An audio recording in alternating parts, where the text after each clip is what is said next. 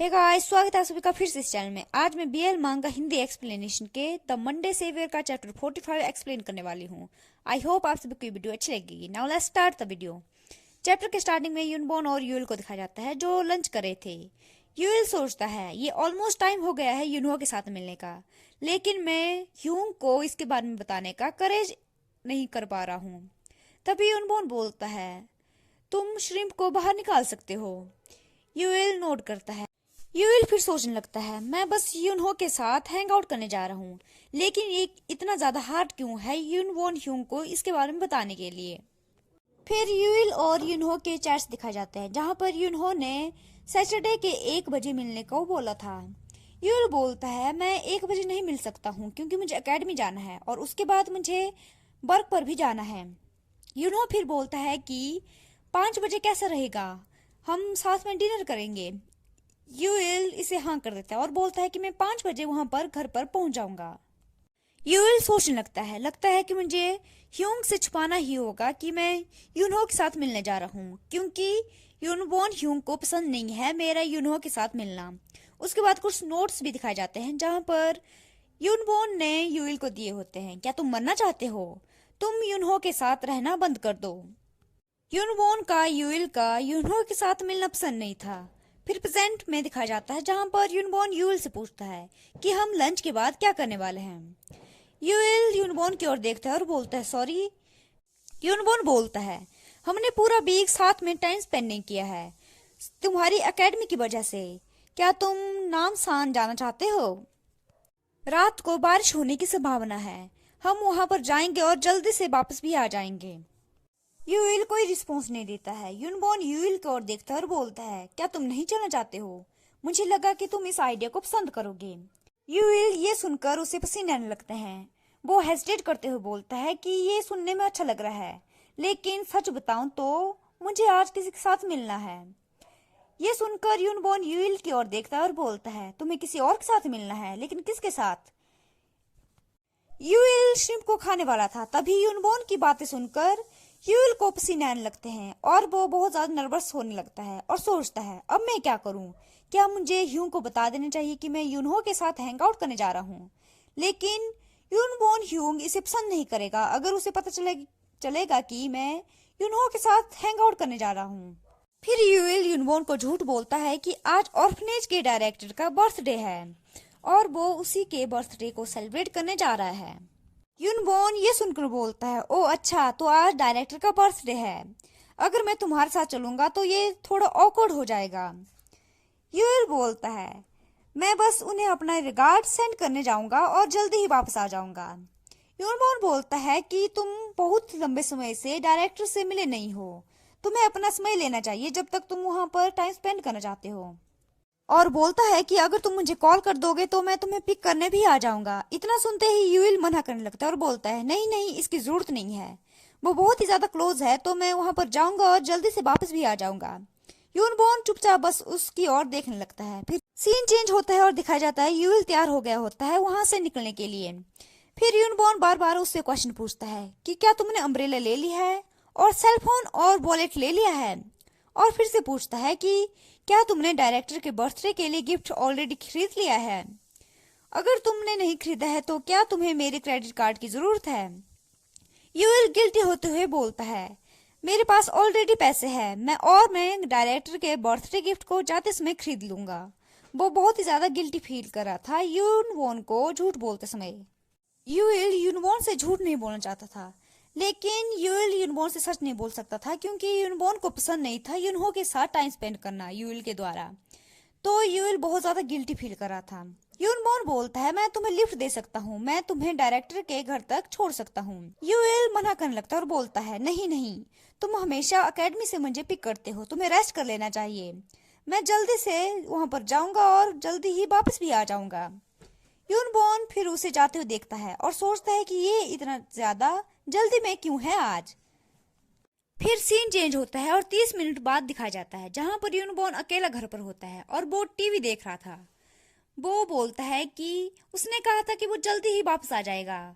जब भी वो बाहर जाता है तो मैं उसके साथ कांटेक्ट में नहीं आ पाता हूँ।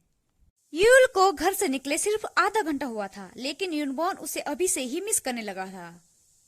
उसके बाद यूनबॉर्न मूवी देखने लगता है और थोड़ी देर बाद फिर से वो यूएल के बारे में सोचने लगता है। वो सोचता है कि डायरेक्टर यूएल के लिए मां समान है और सोचता है कि मुझे लगता है कि मुझे यूएल को पिक करने जाना चाहिए और साथ ही डायरेक्टर को भी जाकर हेलो कर देना चाहिए।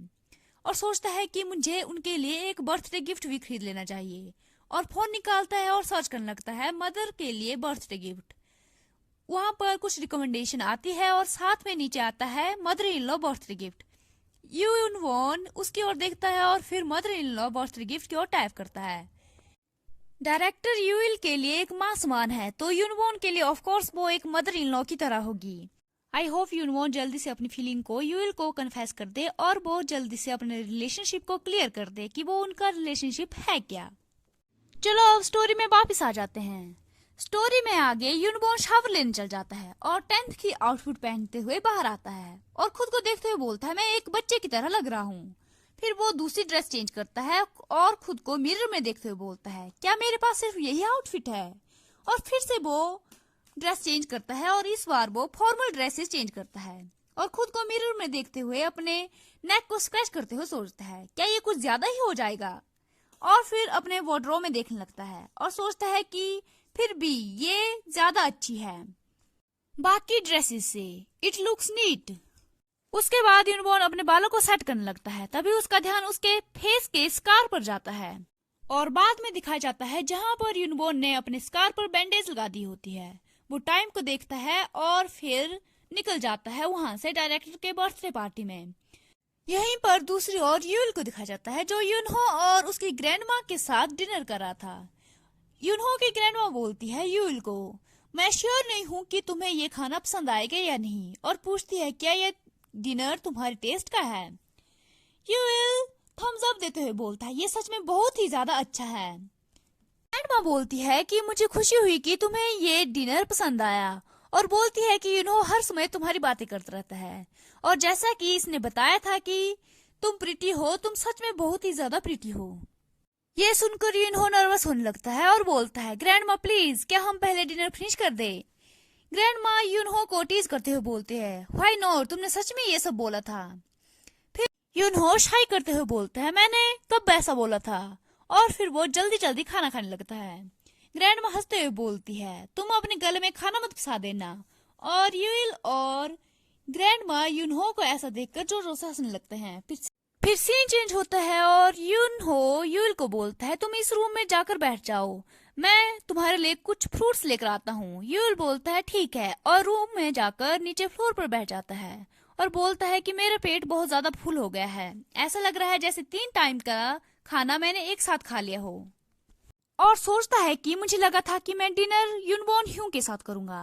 सोचते सोचते तभी बाहर से यूनहो की आवाज आती है जो ग्रैंडमा को बोलता है ग्रैंडमा तुम कहाँ पर जा रही हो। ग्रैंडमा बोलती है कि मैं मार्केट जा रही हूँ, तुम यहीं पर रुक जाना। यूनहो ग्रैंडमा को मना करते हुए बोलता है आप यहाँ पर बैठकर रेस्ट करो, मैं बाद में ग्रोसरी लेने चला जाऊंगा और तुम्हारे पैर में भी दर्द है तो तुम यहाँ पर रेस्ट करो। ग्रैंडमा बोलती है नहीं मैं मार्केट जा रही हूँ, एनीवे वैसे भी मुझे फ्रेश एयर लेनी थी। यूनहो और ग्रैंडमा की बातें सुनकर स्माइल करता है और सोचता है कि लगता है कि यूनहो और ग्रैंडमा के बीच का रिलेशनशिप बहुत ही अच्छा है। और फिर यूनबॉर्न के बारे में सोचने लगता है। वो सोचता है कि आई वंडर कि यूनबॉर्न ह्यूंग इसमें क्या कर रहे होंगे, वो पक्का अकेले घर पर बोर हो रहे होंगे। और फिर घड़ी की ओर देखता है जो इसमें 6:10 हुए थे और सोचता है कि मैं 6:30 पर घर के लिए निकल जाऊंगा। तभी यूनहो भी रूम के अंदर आता है फ्रूट्स लेकर और बोलता है कि तुम फ्लोर पर क्यों बैठे हो और लो कुछ एप्पल्स खा लो। यूल एप्पल्स की ओर देखता है और बोलता है वाओ थैंक्स। फिर यूनहो से पूछता है कि तुम्हारी फैमिली कहाँ पर है। यूनहो बोलता है कि मेरी नोना यानी कि उसकी बड़ी सिस्टर प्रोबेबली अभी डॉर्म्स में होगी। यूल एप्पल खाते हुए बोलते हैं ओ आई सी। और फिर यूनहो की आर्म्स की ओर देखता है और बोलता है तुम्हें अब आर्म ब्रेस की जरूरत नहीं है। यूनहो बोलता है हाँ मेरी आर्म ठीक हो गई है।